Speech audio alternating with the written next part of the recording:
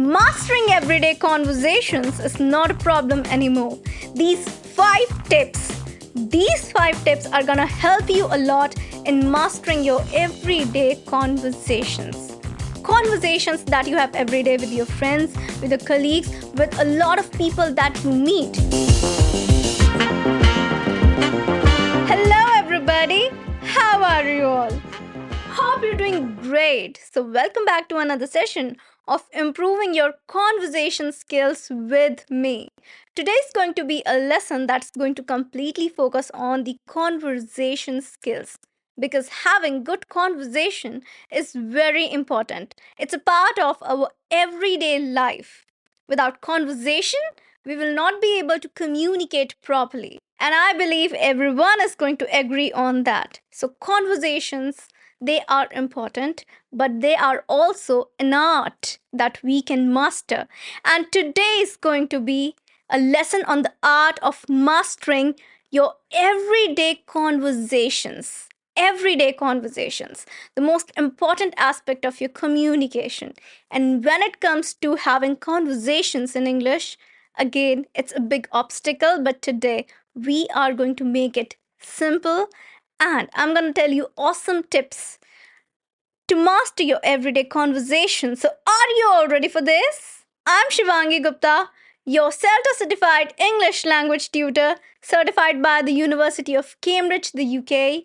And before beginning, please subscribe the channel so that you can get all the lessons that I post for you on this channel. Please like the video and share it with your friends too.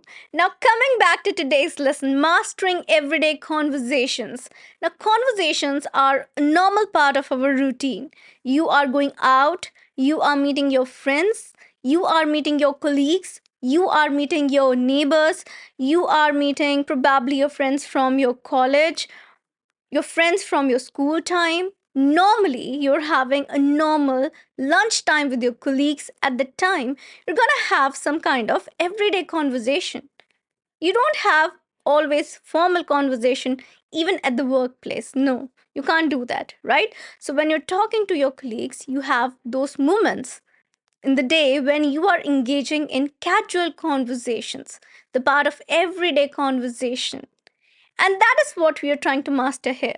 So the tips that I'm going to tell you, they're going to work in every situation. You're going to a cafe with your friends, it'll work there. You're having dinner with your colleagues, it will work for that. You're having lunch, maybe with your friends, with your colleagues, you're meeting your neighbors, you are meeting anybody. These tips are going to help you master everyday conversations in English, and you will learn the art of having conversation. So let's begin with all the tips now. Tip number one. Tip number one is my favorite. That is keep it simple. Yes, keep it simple. I believe in keeping it simple. This is a part of your everyday conversation, not having a formal conversation. In formal conversations, we need to have some kind of formal language. That's true.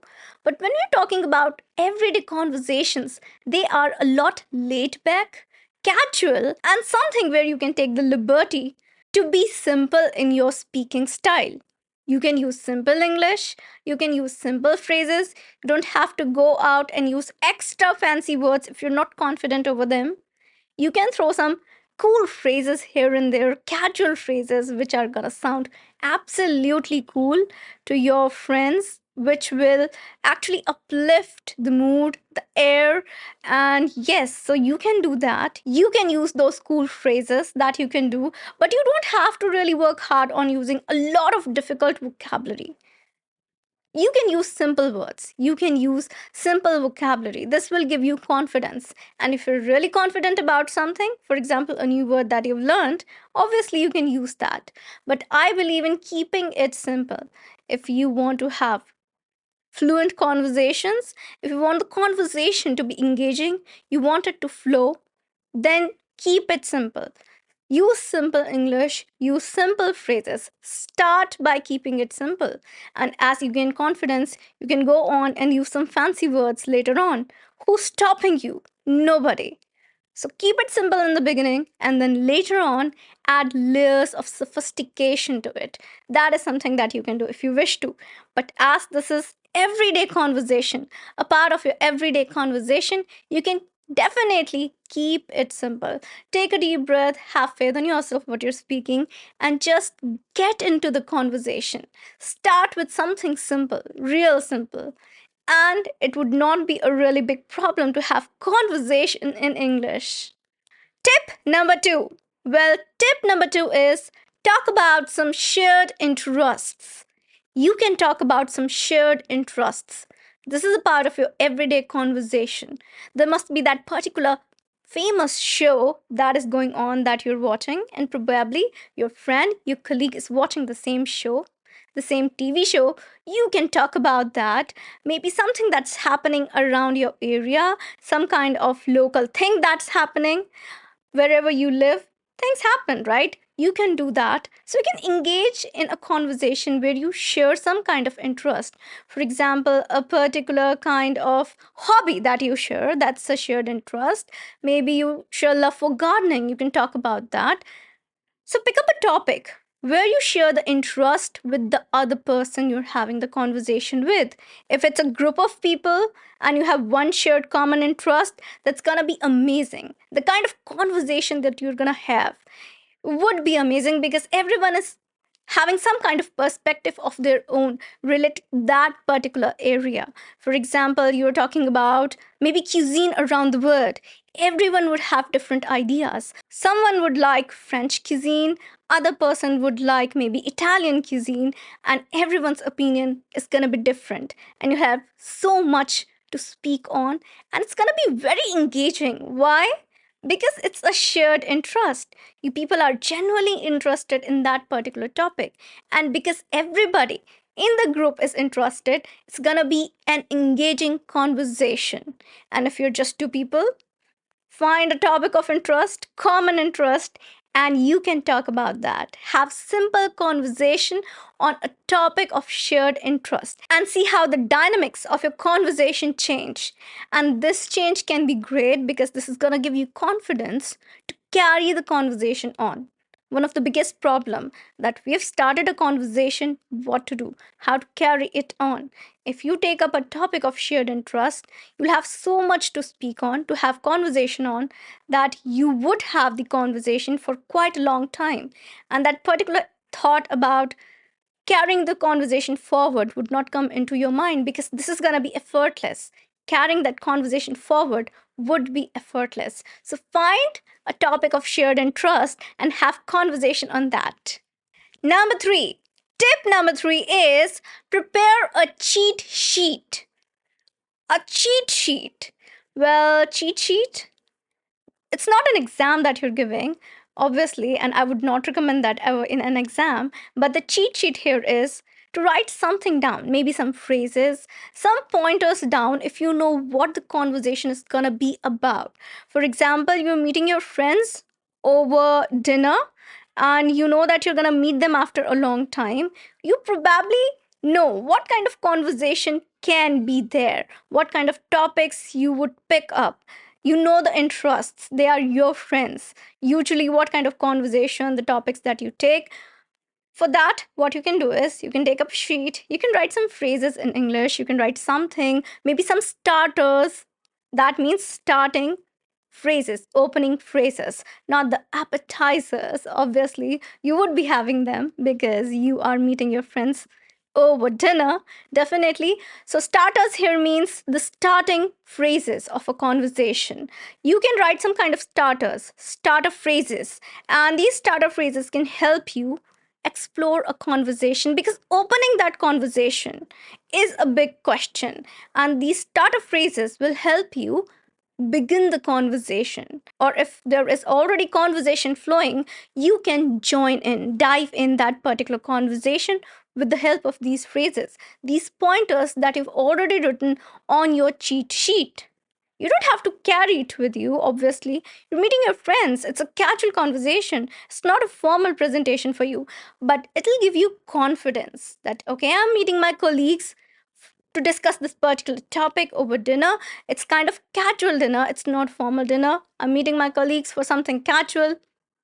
Prepare a cheat sheet if you know what you're going to talk about, and this will give you immense confidence to carry forward the conversation, to start the conversation, or just chime in between whenever you're required to. And that's great, believe me. So prepare a cheat sheet and see how good you're going to be at the conversation that's going to follow up in the day. Tip number 4. Tip number 4 is to show interest. Showing interest is very important in a conversation. You need to show some interest that the other person feels important or listened to. For example, I'm not just talking about active listening, but I'm also talking about giving pointers, cues to your speaker or the other person who's speaking with you. The conversation that you're having is always two sided, it's not one sided. Imagine if you are trying to tell someone about something and the person appears so uninterested. You would not be encouraged to carry the conversation forward. So you might be from inside listening very intently to the person, and you might be really interested in listening to the person. But if you don't show that interest, the person doesn't know. So just saying, oh wow, oh yeah, showing that interest through your small phrases, the reactions, that's important. So show interest in what the other person is saying, because when you do that, you also have something to respond with. You'll have phrases with you, the content in your mind, you'll be able to reply quickly because that reply is coming while you're automatically listening actively to the person. You're showing them interest. And in turn, it's also helping your brain register whatever they're saying in a very well manner. And because of this, you have something to come up with effortlessly. And this is how conversation actually happens. When other person says something, you are replying effortlessly, the other person is adding, you are adding to the conversation, and it's like a ping pong. Okay, someone says something, other person says something, next person is adding something, then the first person says something. It's like it's a ball that you're passing around. Imagine that. And if it gets passed around continuously, it's very easy to carry that conversation forward, isn't?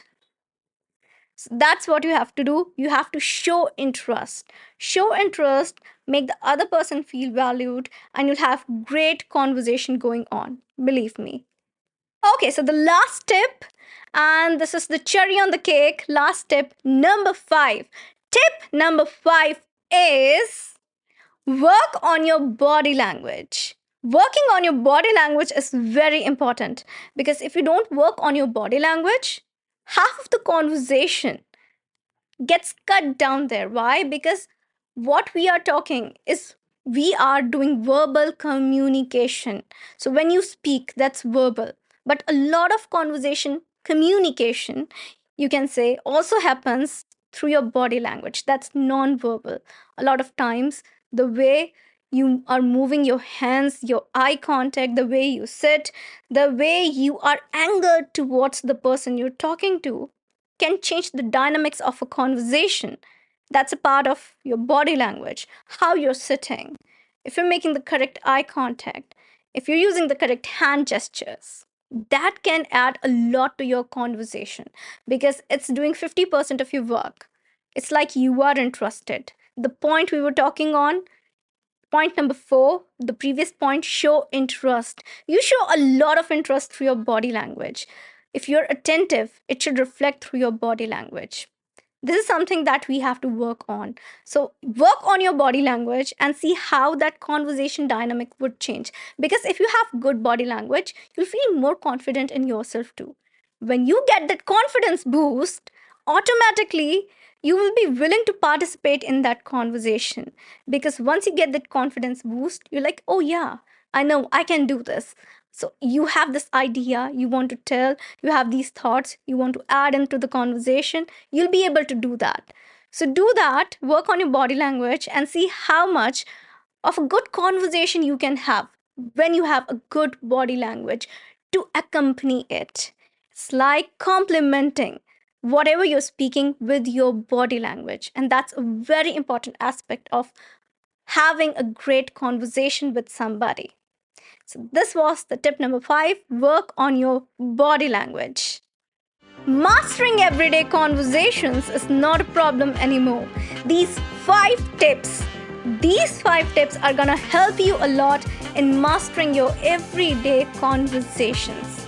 Conversations that you have every day with your friends, with your colleagues, with a lot of people that you meet. You meet new people every day. You go outside, you work, you meet a lot of people, and conversations are something that's part of our life because that is how we communicate.